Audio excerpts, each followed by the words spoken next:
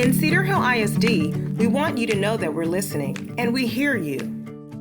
Following the failed elections in November, our leaders held a series of community meetings and listening sessions to get feedback from our stakeholders. As a result, our administration and Board of Trustees made several adjustments to our bond proposal.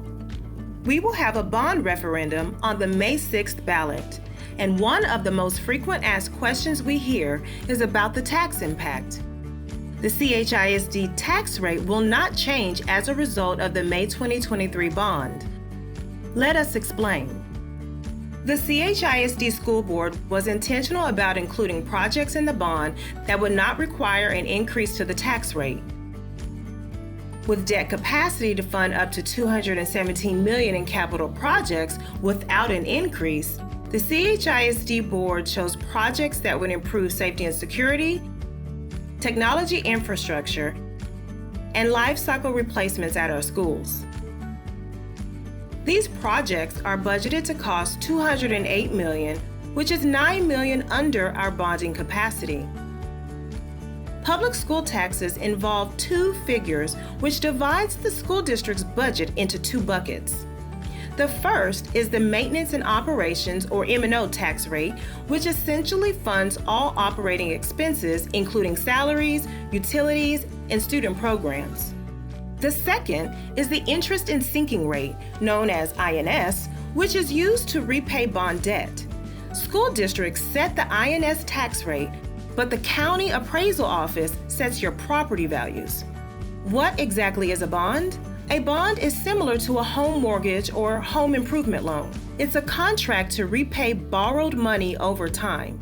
School districts in Texas utilize bond elections to pay for items like new buildings, additions and renovations, technology, buses, and other items.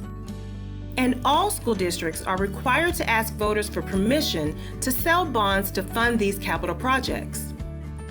By law, INS funds cannot be used for the operating budget, which means that bonds approved by voters cannot be used to increase salaries or to pay rising costs of utilities or services. Why not use M&O funds for capital projects and improvements? Approximately 82% of Cedar Hill ISD's M&O budget is spent on salaries and benefits, which leaves very little for capital projects. How can these bond projects be funded without a change to the INS tax rate?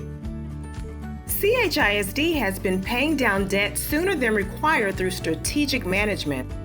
Since 2014, the Board of Trustees has authorized refunding and paying off callable debt sooner than scheduled, which has resulted in additional debt capacity of almost $20 million. That and the growth of taxable assessed values allows the bonds to be repaid at the current INS rate of 33.6 cents per $100 of property value. However, when voters go to the polls this spring, they'll see this is a property tax increase on their ballot. Because bonds are paid by tax dollars over time, this language is required on all school bond ballots in Texas. Remember, the 33.6 cents CHISD tax rate will not change as a result of the 2023 bond election.